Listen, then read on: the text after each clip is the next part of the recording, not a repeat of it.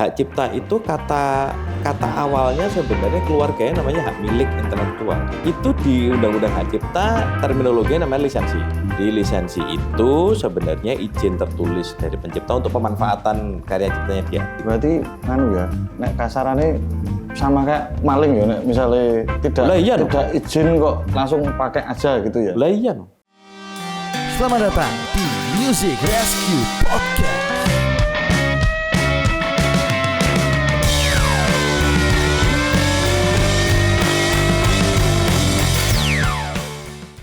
Nah, kali ini kita bakal bahas serba-serbi terkait dengan apresiasi dalam bermusik gitu kan. Jadi nanti para penontonnya, para kalian sobat-sobat musisi, sobat-sobat rescue, dan juga pandemen-pandemen musik serta produser-produser musik, mari kita bahas bersama. Karena akhir-akhir ini yang sedang jamak terjadi adalah banyak musisi yang berteriak-teriak pelanggaran hak cipta, itu akan saya somasi. Wah, kenapa kok bisa seperti itu? Dan sebenarnya hak cipta yang mereka keluarkan itu seperti apa? Kita akan bahas bareng bersama, bareng narasumber kita, Pak Bimas Nur Cahya.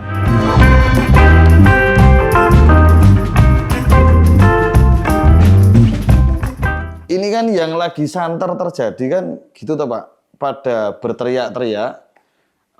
Musisi menuduh musisi lainnya melakukan pelanggaran hak cipta karena tidak izin dalam membawakan karyanya untuk manggung atau bahkan untuk rekaman dan macam-macam. Lalu dianggap bahwa merugikan bagi pihak musisinya yang merasa punya hak cipta ini sendiri. Somasinya kadang-kadang sampai angkanya fantastis yang diceritakan di berita. 20 miliar misalnya. Mungkin yang pengen kita tahu lebih basic sendiri, yang mereka suarakan sebagai hak cipta ini tuh dasarnya apa kalau secara hukum? Oke. Tanyakan kasusnya atau kasus-kasusnya, itu kan sudah pelaksanaan. Problemnya kan banyak pencipta kita, banyak kreator kita lah, kreator kita. Entah itu komposer atau konten kreator itu tidak familiar, kita nggak usah ngomong paham ya, kita tidak familiar dulu dengan aturan dasarnya seperti apa sih, kan gitu. Menjadi rame di pemberitaan itu kan sebenarnya hanya perkembangan. Kalau semua sudah familiar sebenarnya bahwa hak cipta itu kata awalnya sebenarnya keluarganya namanya hak milik intelektual. Hak milik intelektual. Kata kuncinya milik. Seharusnya. Jadi kalau milik kan sama dengan begini, rumah itu milik Anda, milik Mas Condro. Kemudian belum tak jual ke Bapak, kok Bapak udah menempati? Yes, Okay. sama. Jadi ketika Anda, ini sering saya berikan contoh, Anda ada di rumah, tiba-tiba saya datang nggak kenal ya, saya datang nggak ngetok, nggak assalamualaikum, nggak izin, nggak apa, saya tiba-tiba masuk, saya ikut bikin kopi, sampean lagi nonton TV sama keluarga, saya bikin kopi, saya ikut-ikutan, nggak kenal padahal ini saya ikut nonton TV, bercanda-bercanda, terus nggak kamu tamparin. Nah itu. Jadi pelanggaran milik, penghormatan atas milik Anda, rumah Anda itu yang orang-orang tidak familiar bahwa hak cipta itu pada dasarnya sama. Bedanya cipta itu kan sesuatu yang kalau dalam hukum perdata itu intangible ya, sesuatu yang tak berwujud. Sementara rumah itu tangible, rumah masih itu fisik, kelihatan. Betul. Lah cipta ini kan cuman ini masalahnya data. Yang harus dipahami dulu sama teman-teman itu adalah di Indonesia itu ada Undang-Undang Hak Cipta. Undang-Undang 28 tahun 2014. Tahun 2014. Ya, di dalam secara sebelum kita ngomong tahu, kita harus tahu terminologi dulu. Kan gini, kalau tadi kita analogikan rumah, kalau saya ingin minum kopi di rumah Anda, saya pengen nonton TV bareng sama Anda, yang harus dilakukan pertama kan izin saya. Kulon nuwun. Iya toh? Boleh masuk apa enggak dulu? Iya, itu dulu. Boleh tidak saya ikut memanfaatkan rumah Anda untuk nonton TV? Betul. Kan gitu. Nah, itu di Undang-Undang Hak Cipta terminologinya namanya lisensi. Jadi lisensi itu sebenarnya izin tertulis dari pencipta untuk pemanfaatan karya ciptanya dia. Harus tertulis ya, artinya tertulis. Bukti kalau ini dikasih itu ada tulisan. Gitu. Tertulis bentuk apa nanti dulu, nanti bisa diomongin gitu. Tapi yang jelas tertulis, tidak bisa lisan. Kenapa? Sebenarnya pembuktian bahwa saya sudah pernah minta izin pada Mas Condro untuk pakai lagu ciptaannya misalnya gitu ya.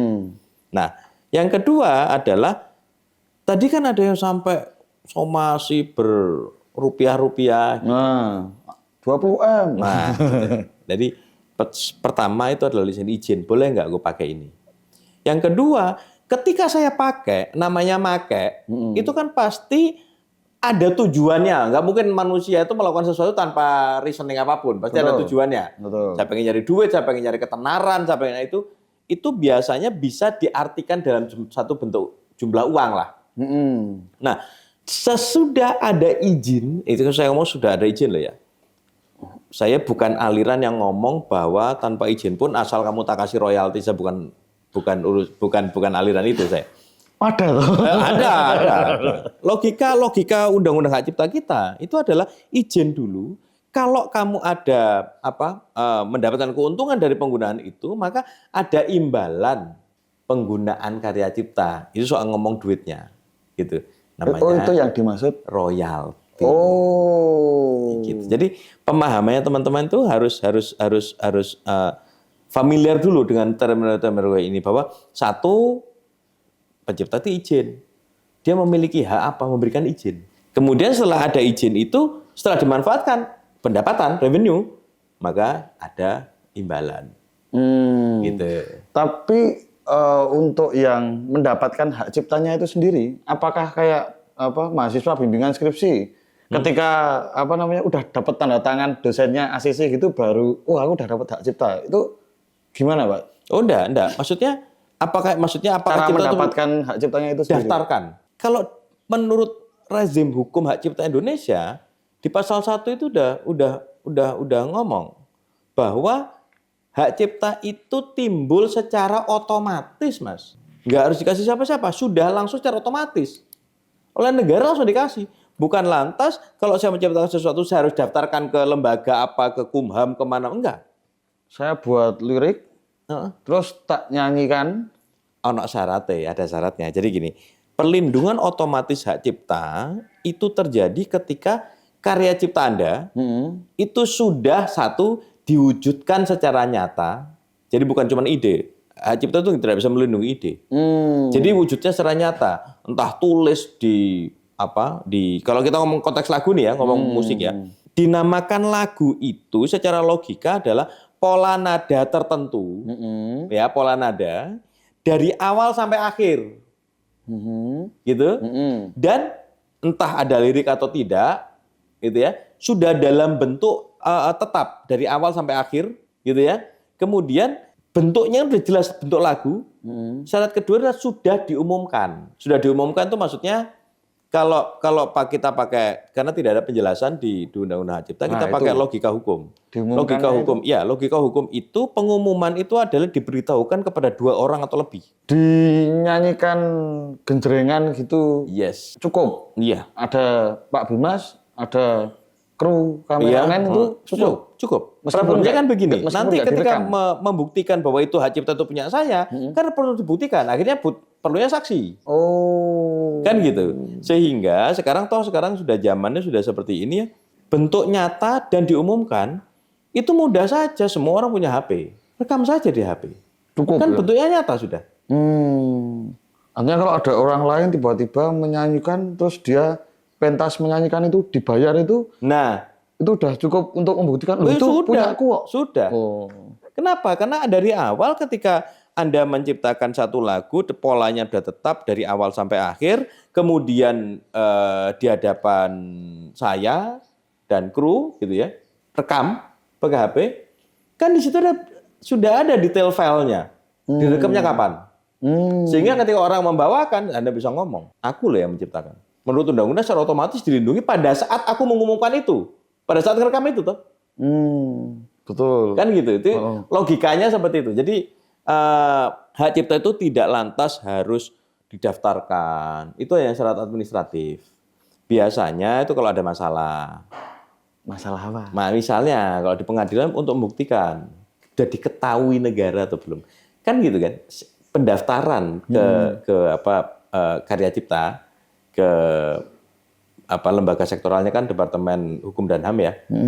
Itu kan ada syarat administratif negara gitu loh. Pembuktian bahwa itu sudah ada karya cipta. Karya cipta. Seperti halnya Mas Condro lahir dari Bapak Ibu Indonesia karena asas kewarganegaraan kita seperti itu. Oh. Tapi apakah sebelum ada akte Anda tidak lantas bukan orang Indonesia? Kan tidak. Iya. Apakah saya bukan anak dari bapak ibu saya? Nah, gitu. Kan begitu ya. Ya, Nah, betul, sama betul. sebenarnya. Nah, terkait sama harus izin tadi, pemakaiannya ranahnya apa aja, Pak? Hak cipta ini. tadi, Pak. Ini udah agak detail ya. Jadi yang menurut hukum Indonesia nih, menurut hukum Indonesia, cara paling gampang saja. Pasal 9 Undang-Undang Hak Cipta itu ada 9. Jumlahnya hak pencipta itu memiliki hak untuk mengizinkan atau melarang. Gitu ya. Itu ada 9 hak. Banyak di situ, ada penerbitan, penggandaan, penyelarasan, penerjemahan, banyak pengumuman, pertunjukan, komunikasi gitu, komunikasi pada publik apa segala macam gitu ya. Ada 9 lah intinya. Nah, jika orang nih kita berpikir untuk menggunakan karya cipta orang lain, tindakan saya itu masuk nggak di antara 9 ini? Kalau masuk, saya harus izin pencipta. Oh, Gitu aja. Logikanya gitu. Jadi kalau orang-orang kan ya kita tidak bisa ya ingin memanfaatkan barang milik orang lain, kemudian tanpa mau repot-repot mengetahui hak orang itu apa saja sih, kan nggak boleh. Kan gitu. Sudah ada aturannya semua di Indonesia ini gitu. berarti nek kasarannya sama kayak maling ya, nek misalnya tidak izin kok langsung pakai aja gitu ya. Lah iya. Milih kok. Kata kuncinya tadi kan milih. Oh, betul. Jadi sama aja, itu punya orang kok gitu. Itu semuanya terangkum dalam yang tadi Undang-Undang Nomor 28 tahun 2014. 28 tahun 2014. Pokoknya pegangannya satu deh.